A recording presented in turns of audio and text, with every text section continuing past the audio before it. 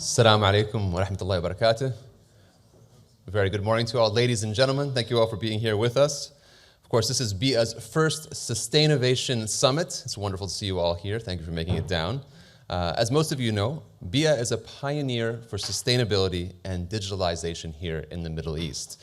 Their story is an inspiring one with humble beginnings as a waste management company here in Sharjah.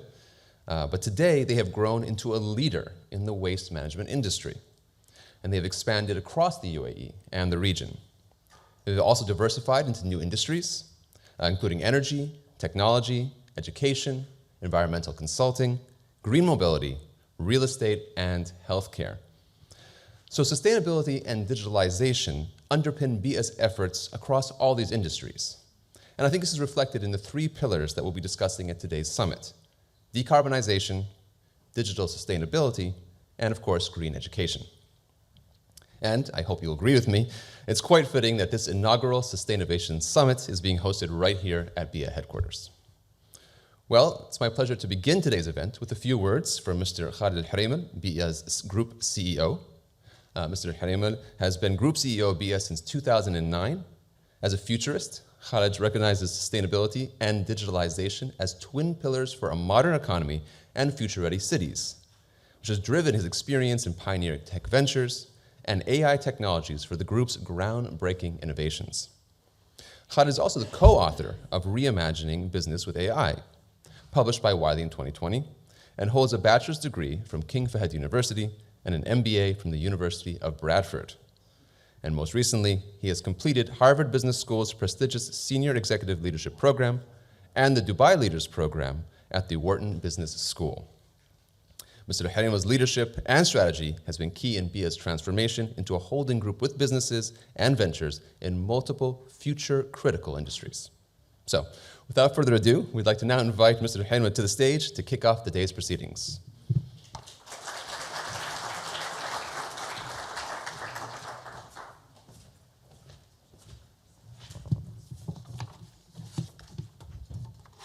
Assalamu alaikum. Good morning, everyone. On behalf of BEEAH, I'm excited to welcome you to the first edition of the Sustainovation Summit. Through this summit, we aim to transform insights into actions, ignite groundbreaking ideas, and cultivate impactful connections. Anchored by our themes of technology and decarbonization and green education, we will chart the path to a sustainable future together. In a couple of weeks, COP28 will be held here in the UAE. This is perhaps the most important COP yet, marking a time for critical action in the middle of global climate challenges.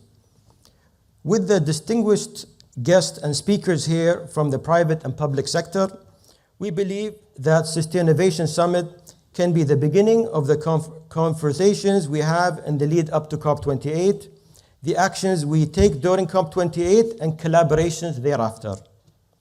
Hosting COP28 is a major accomplishment for the UAE, but it is also natural this critical COP is held here in the UAE. As the first country in the region to endorse the Paris Agreement, the first to announce net zero by 2050 strategic initiative, and the first to achieve several milestone projects in the energy transition. As a company founded to pioneer sustainability and digitalization in the region, BEEAH has had the opportunity to contribute to the national vision.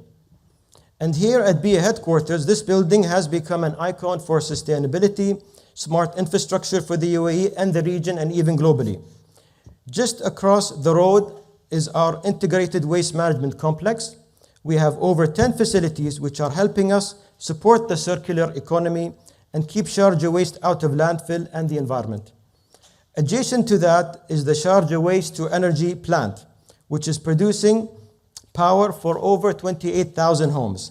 This project is the first of its kind in the Middle East and has driven landfill diversion rate to over 90% in the Emirate of Sharjah, the highest in the region. Through partnerships and innovation, BEEAH has shown how societies can be built and operate on zero waste principles and contribute to our collective goal for a net zero world. As we approach COP28, We know that a key objective is to facilitate collaboration across governments and the private sector like never before.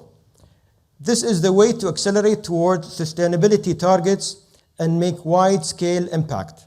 BEEAH is proof of that. BEEAH was founded as a public-private partnership, which has allowed us to be closely aligned with the national agenda and collaborate on groundbreaking innovations.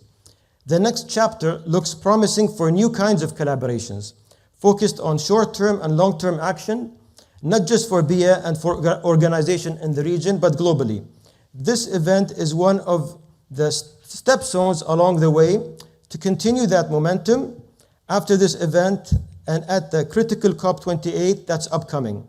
BEEAH looks forward to making the Sustainovation Summit an annual event here at our headquarters. For today, let's discuss technologies, decarbonization strategies, education, and awareness initiatives that can help shape a sustainable future together. Thank you for being here and welcome to all of you once again. Thank you.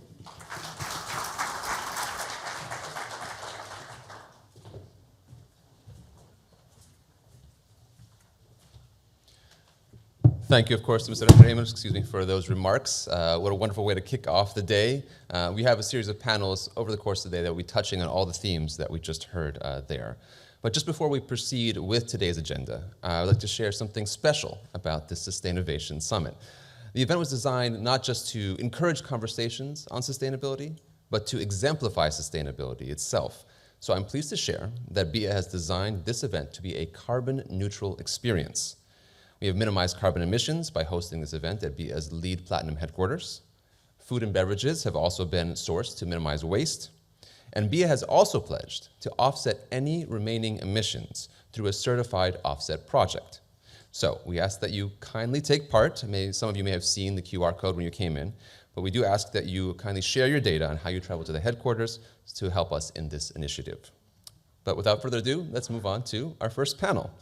Now, the first panel today is on a crucial theme, designing smart and future-proof societies, which will highlight the intersection between technology and sustainability and how it can change societies for the better. So now I'd like to invite to the stage our panelists. I once again invite back up Group CEO Khaled Al Huraimel, Nader Albastaki, Managing Director of the Dubai Future District Fund. Please make your way to the stage, thank you. Hassan Al Naqbi, CEO of the Khazna Data Centers, and Mohammed Saif Siddiqui, Head of Sustainability and Smart City at E& Enterprise. And last but certainly not least, our fantastic moderator for the session, Tariq Qureishy, Founder and CEO of Xponential and MAD Group. Please put your hands together, ladies and gentlemen.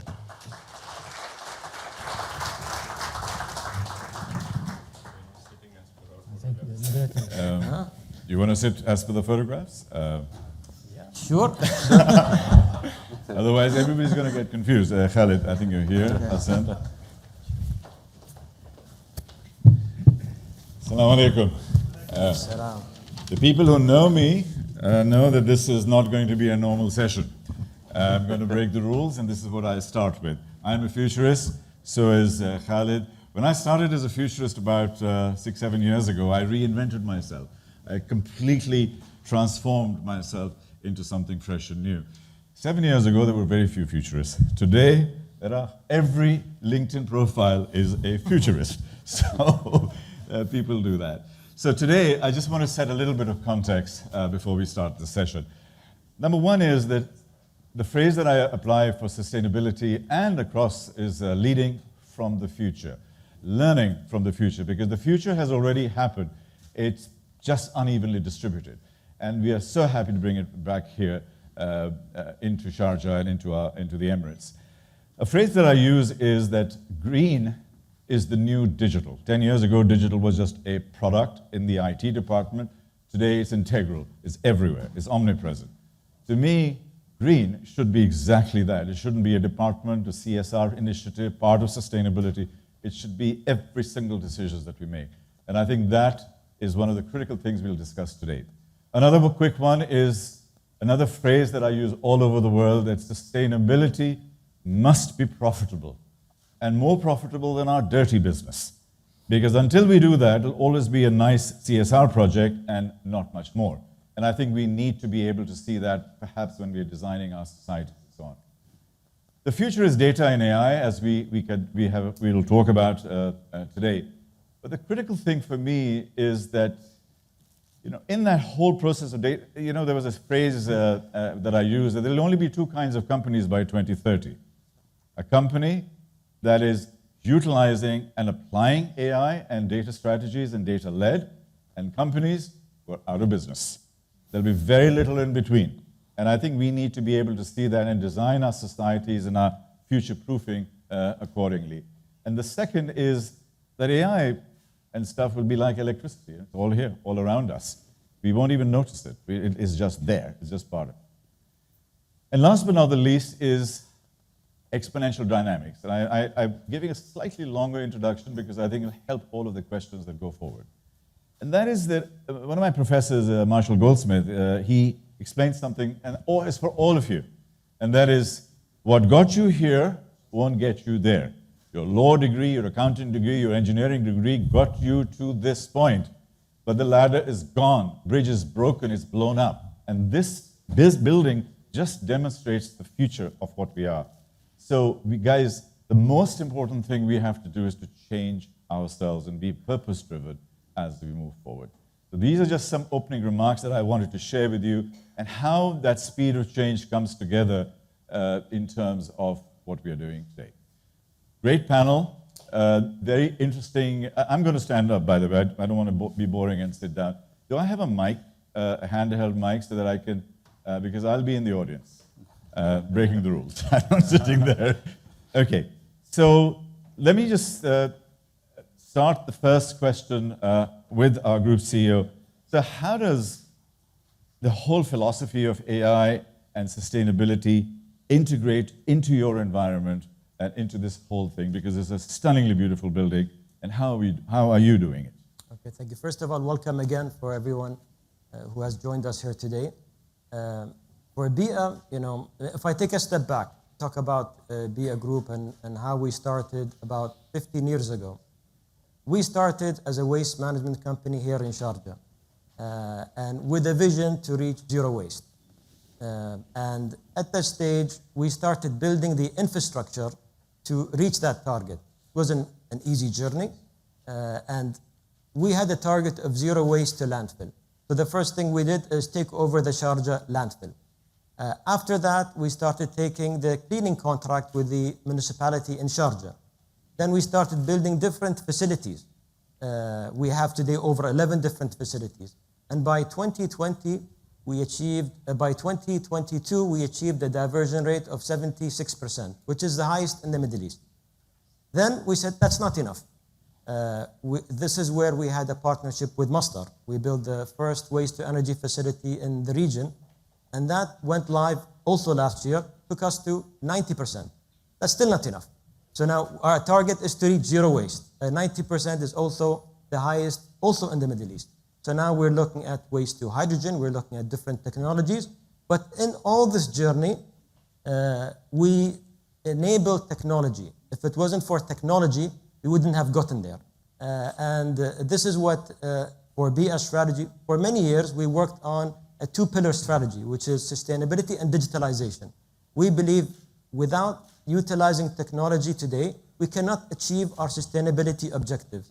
And AI is just one of many tools that we can use.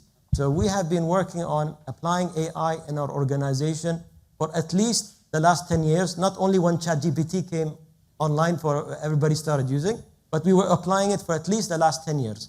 So from how we manage this building, we started designing this building, maybe this project 10 years, when we first started this project.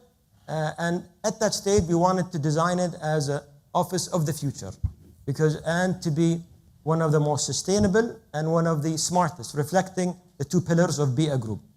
So this building is one of the first buildings fully AI integrated from how the building is managed. We have a digital twin to manage the resources, the energy consumption, the water consumption. We have our own gray water recycling plant.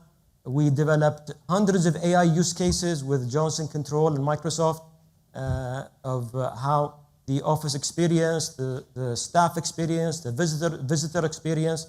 This is a building that's also without all this technology, we would have not reached also Platinum LEED certification, which is the highest for sustainable buildings. I'm just giving the example of this building, but we've also used AI in other areas. So how we manage our fleet, we have a fleet of over 2,000 vehicles in waste management. We use AI for routing. Recently, we introduced AI vision, so we have cameras in our vehicles where we're able to now with AI understand or able to record and monitor if the streets are clean, if the bins need collection. Also last year, we opened one of our new facilities which uses robotics and AI to segregate waste, the first in the region. So we've been using, again, technology all with the same vision of zero waste. I talked only about waste management, but we've also done that in other areas. Yeah, I know it's really important to talk about technology, but I think we also need to talk about society, humanity. And I think you've alluded to that also, and how we merge society and humanity together. Which is interesting looking at Khazna, which is a data warehouse, data structure, which is a JV that you come together. What I found interesting, Hassan, is that you said that you have a sustainable data center. I cannot visualize a Can you guys visualize what a sustainable data center looks like? Probably not. Can you make it relatable to us and tell us what it really means? This is part of our JV with BEEAH group. So when we met a few years back, me and Khaled were discussing about how we can come together and build a JV partnership to, first of all, I mean, Khazna has been leaders in designing, building, and operating data center, and BEEAH is leadership. They have leadership and expertise in sustainability.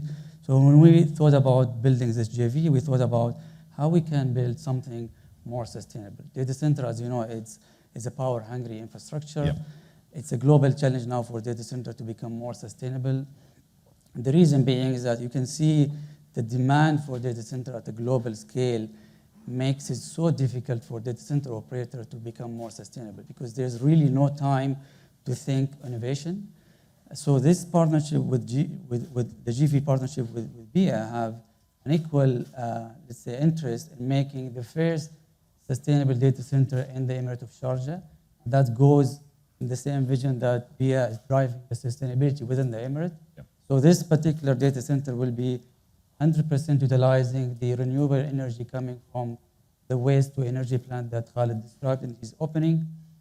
Not only that, we have also moved away from utilizing the diesel for the generators, which is the source of backup for the data center. We are now introducing the biofuel, and hopefully that will be even transformed into hydrogen in the future. Yeah. There is a lot that we can do in our design. We are designing the data center with a LEED Gold certificate.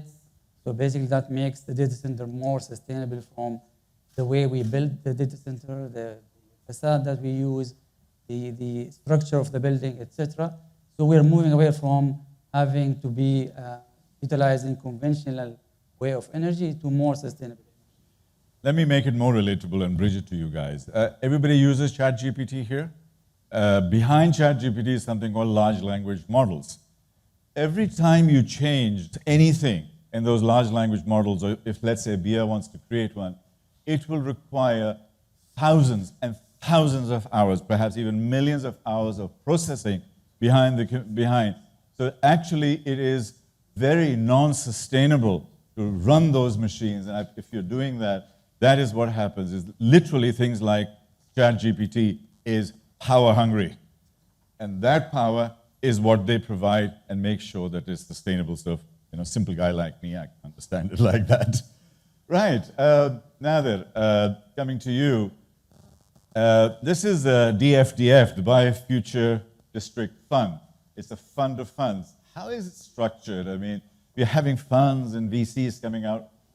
You know, what does it mean to us? What kind of projects do you have? How are you making it sustainable? Well, I'm glad I had great speakers before me talk about their businesses, and I must applaud the work that you've both been doing. A lot of what we do is working with the needs of the large corporates in the ecosystem here, EAND included. And we're trying to find needs, to your point, how do we create efficiency on top of these large language models, for example? How do we find technologies that go a layer above the infrastructure to create efficiencies? to create more ways of optimizing the output of those large language models. So at a very high level, venture capital seeks those intellectual properties that will create the soft layer of sustainability, optimization that goes on top of these large infrastructure projects. So at a very high level, we're the region's first evergreen fund, and the idea there is that we want to invest in innovation to begin with. So invest in things for the long run, where at the core of it, and we got kicked off with education as a key point that we're trying to get across as BEEAH, as the wider ecosystem here, is working very closely with the large operators. And you've done some amazing work of working with your team to get them to incorporate innovation, Khaled, and that's amazing to hear.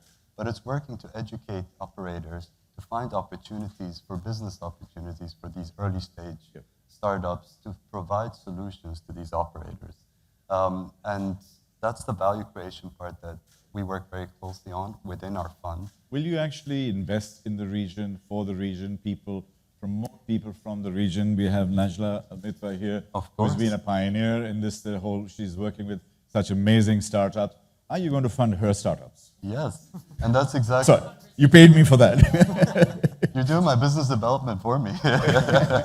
Well, ideally, we should be working with all the ecosystem providers here because they attract all the talent to their hubs, right? And ideally, we need to work very closely with Shara and everyone that's creating these hub and spoke models where they're creating solutions, upskilling people, connecting them to the players in the market. Yeah. But then at the same time, they need capital to help them get to that scale, to try out, test out their solutions. Are you patient capital, or are you going to be beating them up on a daily basis?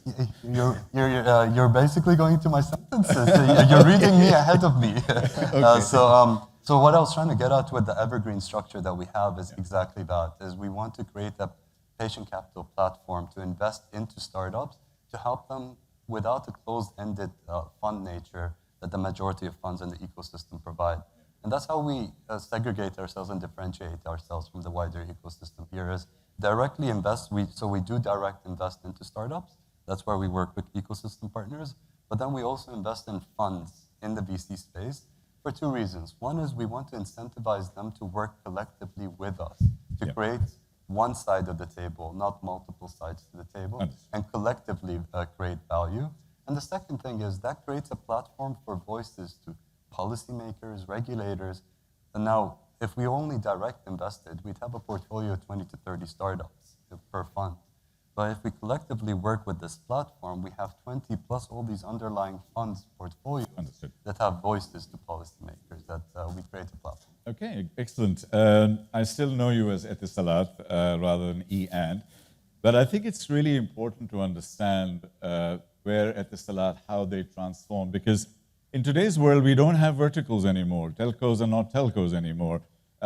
Sustainable companies are not sustainable anymore. They are into digital and other environments.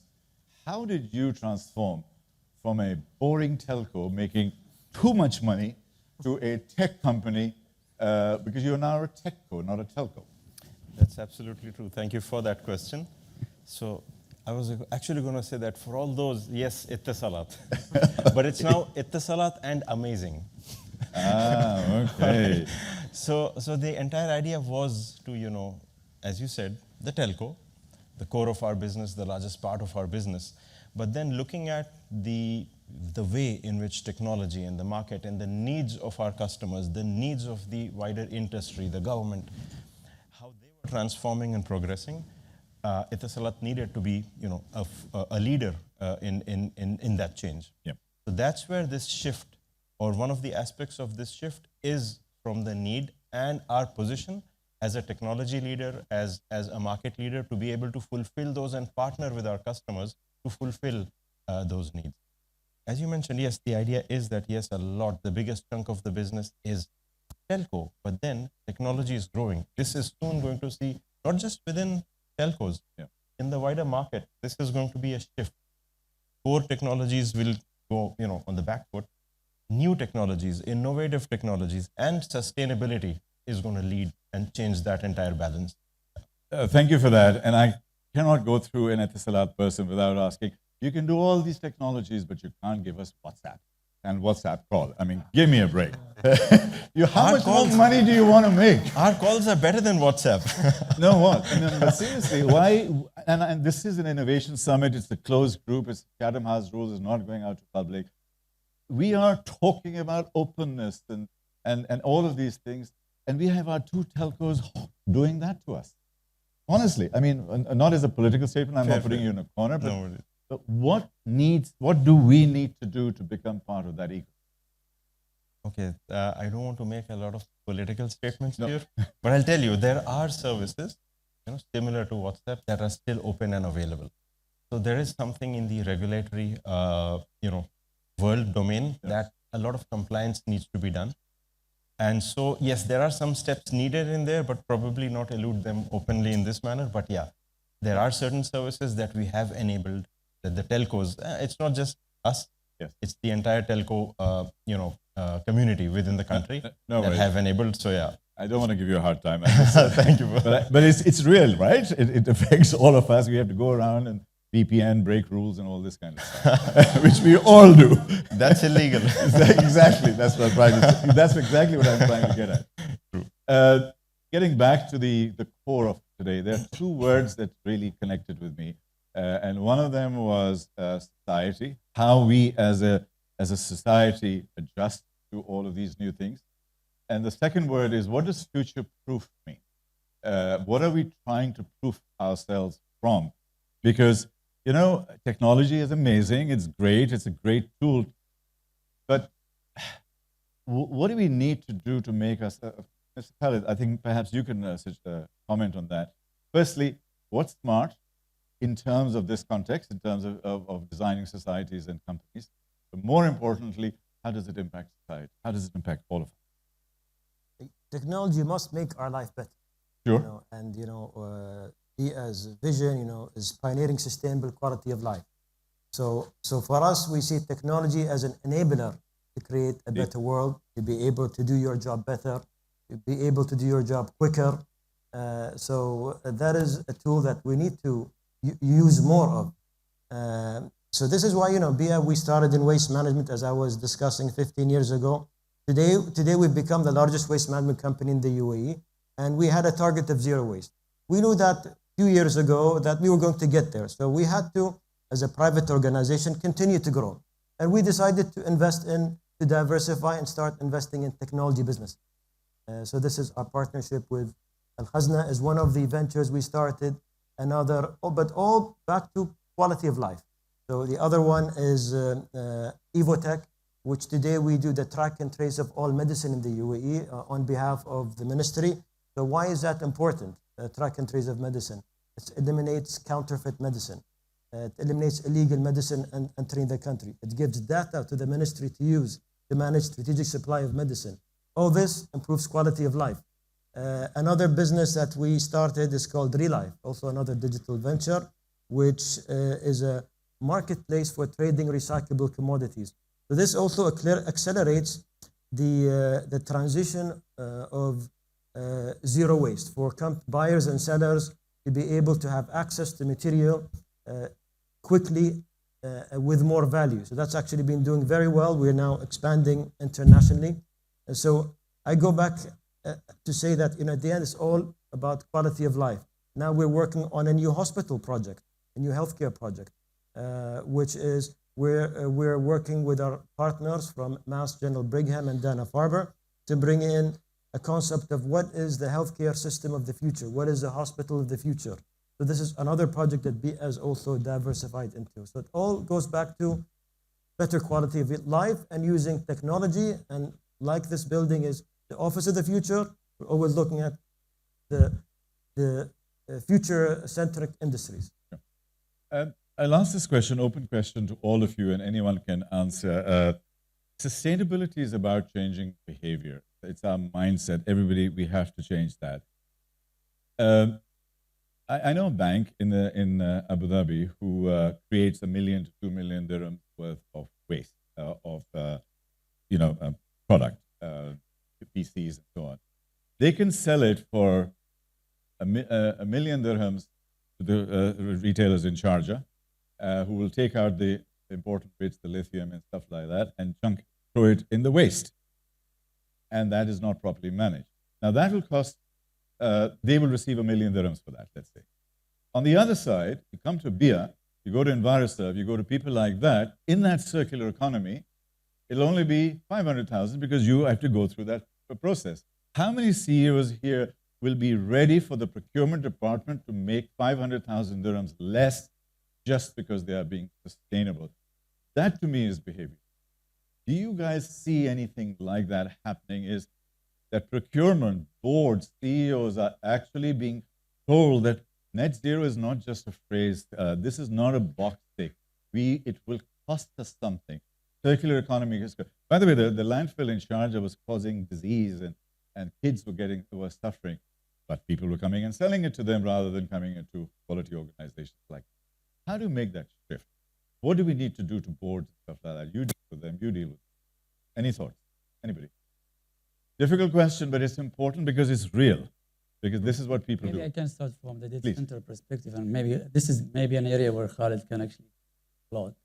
So we as Khazna, as we develop the infrastructure, is the digital infrastructure that allow the acceleration of the digital economy, we have a mandate. One mandate is by the leadership of the country, and the leadership have announced that by 2050 they want to achieve a net zero, and that's basically a mandate that we have and we take seriously.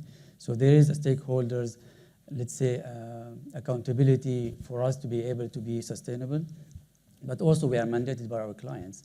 Most of the clients we deal with, especially the global clients, sustainability is part of their criteria. And actually, one particular part of that criteria is the waste management. So we have started our initiative of not only recycling waste, but also making sure that the waste we collect from all these data centers that we have, it's a zero waste. So basically, we work with leaders like BEEAH and others to make sure that the waste is being collected from the facilities that is not only recycled, but also make sure that there is zero backfill for that waste. So that's basically the mandate coming from the client side. I understand that. So Nader, and I'll come back to you. Nader, will you be investing in companies who are actually looking at the more human side? Make little bit less money, balance today with tomorrow, but look at that. Is that part of your mandate? Look at companies who are doing good as opposed to just making money. Because you're a fund, you need to give returns. I'm a serious question because I deal with this all the time. So we're in a privileged position to have government anchor investors, and that means we have a double bottom line of the fund. So creating the social impact, creating environmental impact is part of our double bottom line. But the way that it works in a fund model is it's hard to incentivize that in the long term. So you incentivize that in piecemeal, in medium, short term sort of deliverables, as opposed to this long-term monetized model of giving me my IRR as an investor into a fund. So it's really driving that narrative in profit and, as opposed to, and then finding a route to profit, which you stated in your opening statement, and I think it was a beautiful statement. Looking at profitability within sustainability is key to finding that impact. It's that mindset shift. It's the mindset shift that you're alluding to, and that's the way we look at it. And it's amazing to sit on this panel and see how sustainability is actually driving profitability, whereas in the past it's always been sustainability, where are we going to make the money? There are examples of it right here on this panel. So I mean, it's that mind shift, I think. Nader just mentioned double bottom line. He's being very conservative. Most places are now talking about triple bottom line. You know what those are? People, planet, profit, and there's a fourth, purpose. We work around purpose, and now there's a fifth, which I bring in all the time, and it's peace. And it's peace and love. Because without peace and love, what are we doing this for? So those are the 5 things that we need to be able to look at when we are looking at future companies. Sir, you are a technology-based environment. What are the kinds of initiatives that Salas is introducing in terms of smart technology? Is it IoT? Is it recognition? And then my question on that one is it not too intrusive? How are you maintaining confidentiality of that data? What are issues around cybersecurity? And then I could go back to Hassan and check. So what are the kinds of smart city initiatives that you guys have? Yeah. I'd like to maybe, before I go into the smart city initiative, Yes. picking just a small aspect of the previous question, what we are also aiming to achieve, and I'm speaking from the telco side, is that when you make that phone call, it's going to be the lowest carbon footprint phone call that you make, right? That's also one of the aspects. So don't link it to the WhatsApp. No. WhatsApp is not sustainable, that's why. Yeah. So by the way, maybe an interesting level of detail for everyone. We spoke about AI, and I still have the question in mind. So one of the ways in which we are doing that is by deploying technologies, AI, which make the routing and switching and processing of those calls and those data much more efficient. So it's the same network quality, it's the same data service that you have at a lower carbon footprint. So those are some of the things we as a group are working on. So that was the telco hat of mine, okay, or of our group. Coming to the smart city side of it. Now, smart city is not something new for EAN or EAN Enterprise now, because that function falls under EAN Enterprise, part of the group. It's something we've been doing for nearly 10 years. Are there any physical examples? Is there a benchmark, prototype, somewhere we can go and say, that's a smart city? We do. In the UAE, there are 5. Okay. There are actually 5 proper smart cities. That's not a lot, by the way, because the market is slowly progressing. And even if you look at sustainability, it's slowly, the mindset is changing, business processes are changing. Right. But when we look at smart cities, we look at essentially 3 or 4 very key important things. And actually, I was very happy. All of them are in the topic of the discussion today. The first thing, before I reach the sensor and the platform, anything, that's the last thing we look at in a smart city. The first thing is the society. Who is this society? Who are we supposed to serve with a smart city? Is it people, us, living in our homes? Yes. We need services, we need, enablement. Is it a business running in an economic city? Is it a service provider within that? So that's the first part, first thing that comes to us when we say smart city. Great. What's the next? The next is, what are the goals of this city? It's an economic city. What do they want to achieve? We were speaking and we saw Mr. Khaled mention about a sustainable city coming up. It has certain defined objectives. That's the second. Future-proof, the most important. What's the future? Future are those goals. If those goals are not met, the project is a failure. It's not future-proof. So then the bottom line for us when we look at smart cities is that how do we define those goals, identify them, identify the processes that the people and the business need to run through, and create a technology mix that ensures those two are met. That's when we start, okay, we need a sensor technology of certain type on the roads for traffic monitoring, for waste monitoring. Oh, we need a platform that does such and such. So it's really technology driven by those goals. That's how we look at smart cities. And there are real examples. In the country, I probably won't name them. There are 5 different solution providers who have done 5 different smart cities in the country. To varying extents of, let me say, success in terms of achieving all the sustainability objectives, achieving all the efficiency objectives. Yes, the technology is in place to actually move there. So, I'll say something again. As you can see, I'm a little bit controversial, but to open conversation more than anything else. As I was driving in from Dubai to Sharjah, the other side of the road was completely blocked, and every single day. And it rained the other day. It takes 2 hours to get here. We can talk about itsy-bitsy small stuff of smart things. You don't build a railway and EVs. They're here. The carbon footprint of that road is probably the highest in the world, or one of the highest. Until we don't change that philosophically, isn't all of this, Mr. Khaled, maybe you can comment on that, isn't this all just nice rather than being deeply meaningful until we change some of the big stuff? Well, I think, investments are happening to improve the infrastructure. The UAE today has, I believe, one of the best infrastructure in the world. Indeed. And I think that investment is continuing. So, and the quality of life here in the UAE is much better than many other places of the world. That's 100%. Why people are moving here. But it's also the highest carbon footprint in the world. I mean, not in the world, but a very, very high carbon footprint. The UAE is also investing a lot in combating that. This is a year of sustainability here in the UAE. We have COP28. So there's a lot of investments happening from both the government and private sector, more than anywhere in the region. So I see a lot of change, also a lot of awareness across the board, from the schools to public, private, and sector. So it's a journey. It doesn't happen overnight. It's a journey, just like it took us 15 years to reach our target of towards zero waste. It's a journey, and the UAE, I think, will continue leading in this area. Absolutely, and I admire the work that you are doing at BEEAH and others, because I think you're the beacon. You are the people who go out there and show how it's done and build something which is meaningful, and that hopefully would inspire a whole generation to say, this is what I'd like to do, and perhaps inspire a new generation. So before I go to the closing questions, I know I'm challenged for time.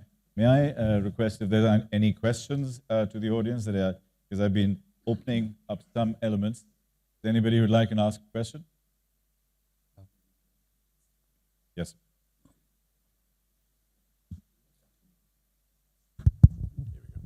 Thank you. I just want to make a comment about the very important point you raised when you said, if you're a company wanting to sell your waste, electronic waste, to someone who extracts some components and make money, you make a lot more money than just selling it to BEEAH, who would recycle and produce zero waste almost hopefully soon. Correct.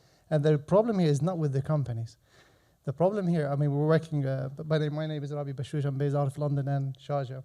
And we work with governments on policy making for sustainability, one of the aspects we do.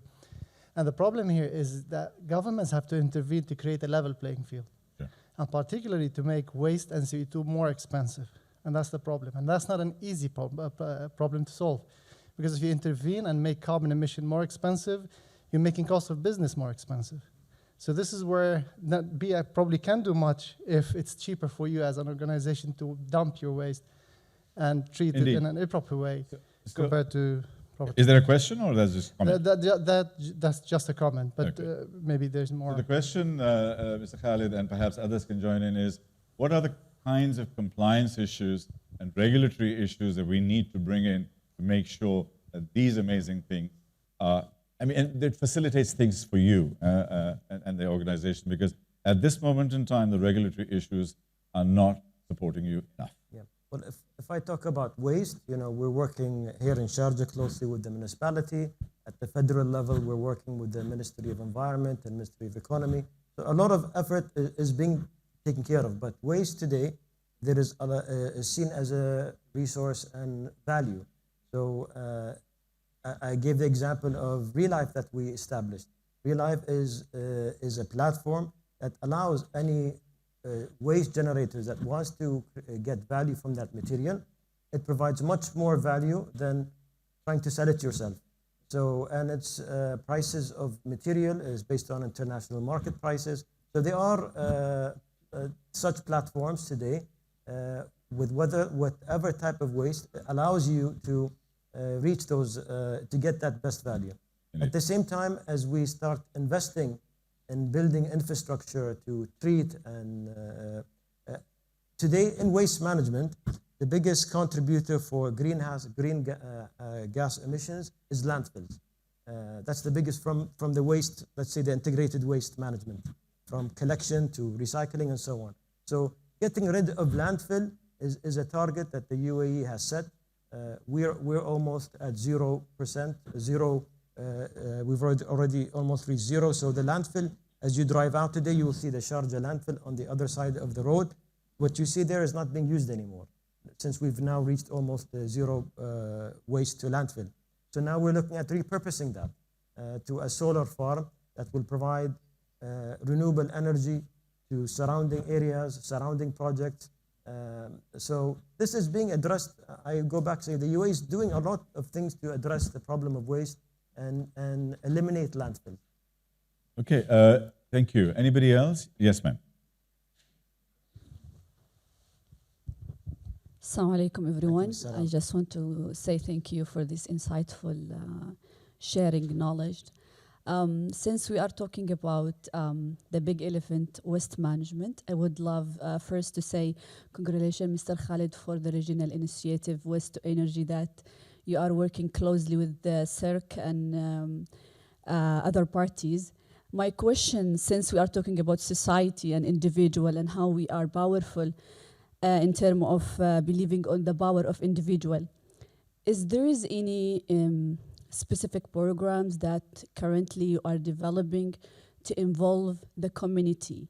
And since we are talking about technology and smart, especially for startup companies, push them to believe on the needs of waste technology, because I believe everyone can listen a lot of startups who are believing in AI and digital, but I, from my opinion, I haven't heard a lot of startups who running to present technology for segregation, for waste management. Do you have this kind of focus to push people to believe more on, we need you guys to believe on, as you said, waste is a wealth, is not just unwanted material. I want to know more about this part, please. Sure. So bringing society, bringing our community, because a lot of the society shifts will be community-led. Great question. Thank you, ma'am. So to answer that question from the BEEAH side, so that's it. Thank you for the question. So awareness is very important and educating the society and the people of the UAE.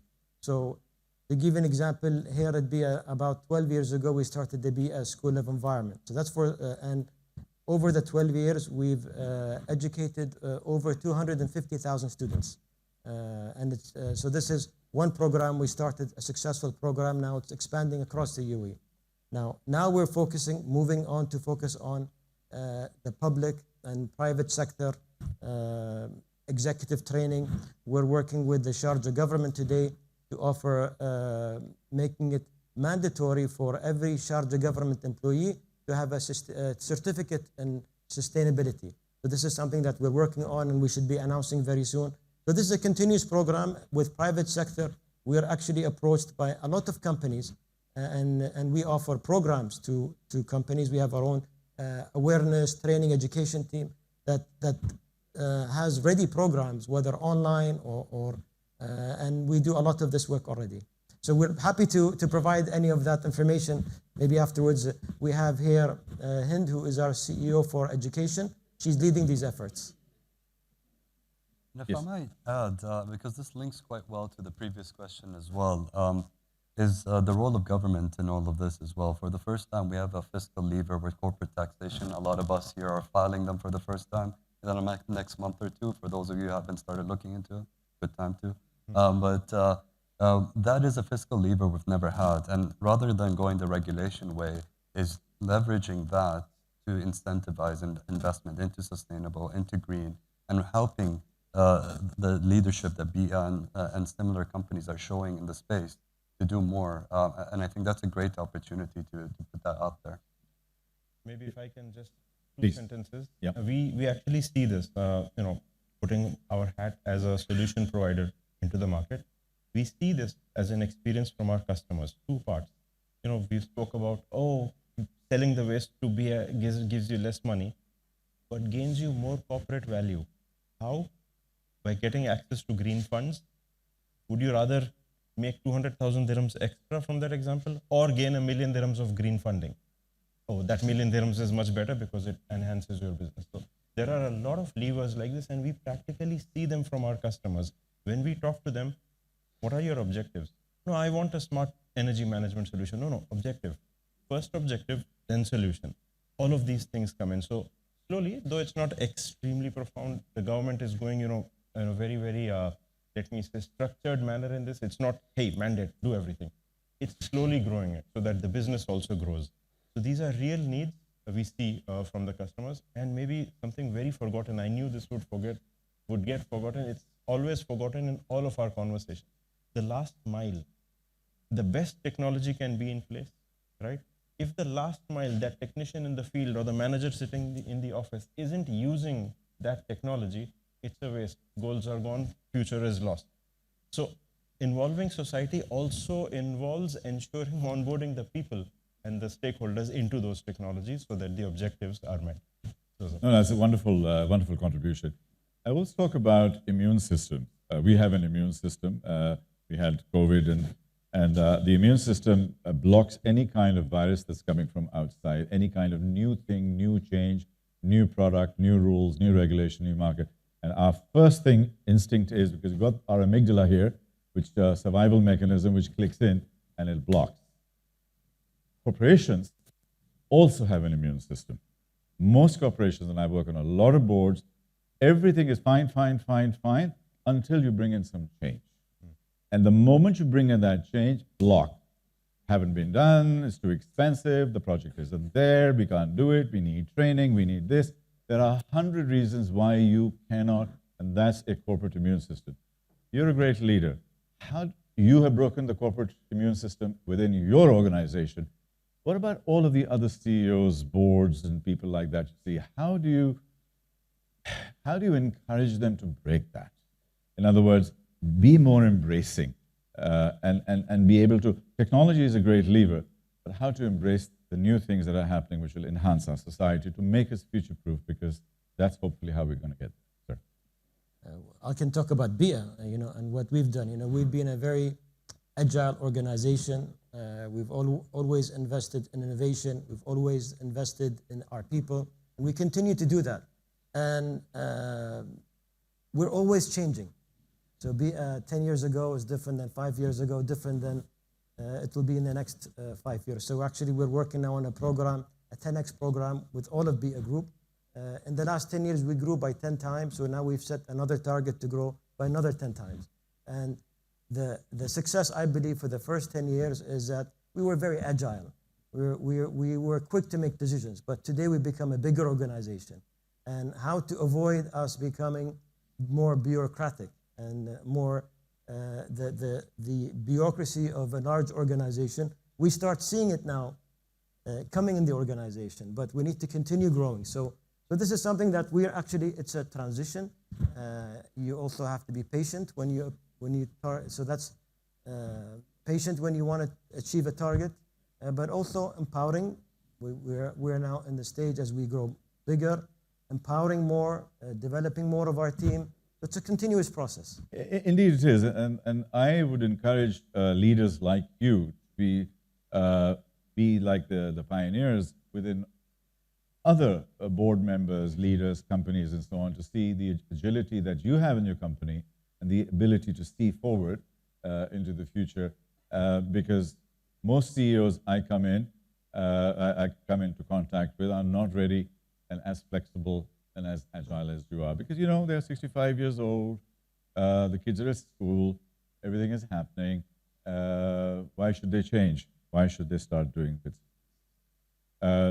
So these are the kinds. And then one last thing, another big elephant in the room. I leave the elephant on the table, and that's in sustainability. And one of the biggest issues we have is food, and the lack of food, and the consumption of food, and the production of meat. 30% of the global resources and our carbon footprint is based around that. So I've been given a signal. I have to end. So what I'm going to do, with your permission, is one closing takeaway from each one. We'll end with you, one takeaway, and then we'll close. Okay, thank you for that. Privileged to have been with the audience and this panel. My takeaway would again just pick up on the most important thing that we see from our experience is that last mile. There are two aspects to the last mile. Ensure that the technology that you're deploying is also future-proof. Tomorrow, cognitive cities are living in the sky, but hey, my sensor is not capable, gone. My user is not capable. So all objectives failed. So any project that's being thought of needs to ensure that that last mile comes in. Only then all of the objectives till the sky, I mean, we have huge objectives in place, can be met. So there's a process around that, and wish all the success to my panelists and all of the audience. Thank you. Takeaway. What should they do tomorrow which can help you? Well, I'm not very creative, but I'm a good listener. So I'll steal your lines here. So there are two takeaways that I had from this discussion, and green is the new digital. With pleasure. And sustainable must be profitable. We hold that very close to our hearts where we are, because at the end of the day, we won't support something that doesn't make business sense or impact. So that's the takeaway, green and sustainable. Thank you, sir. Hassan. For me, it's basically how we can develop an ecosystem that actually drives sustainability, not only from one aspect to it, waste management, and BEEAH as being leader on that, but we need every single ecosystem within our portfolio that help us actually drive sustainability for the future. Because in the next what can 10 they years, do? What's their takeaway? What should they do tomorrow morning? they need to invest in data. in data, and they need to invest in companies that can provide solution for our data centers. So that's what we want them to do. Yeah. Mr. Khaled, last comment.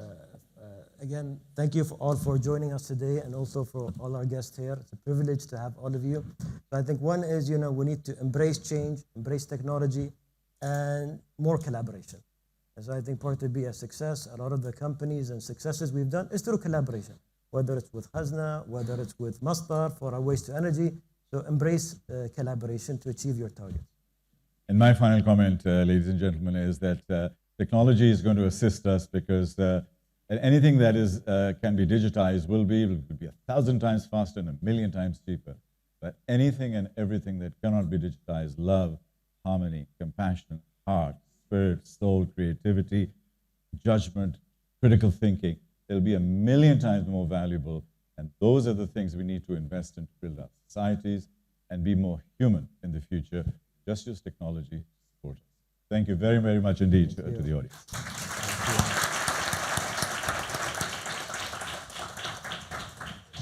Huge thank you to our esteemed panel. Just before you leave, we ask you if you would stay on stage just for a minute, just for a group photo. Thank you very much.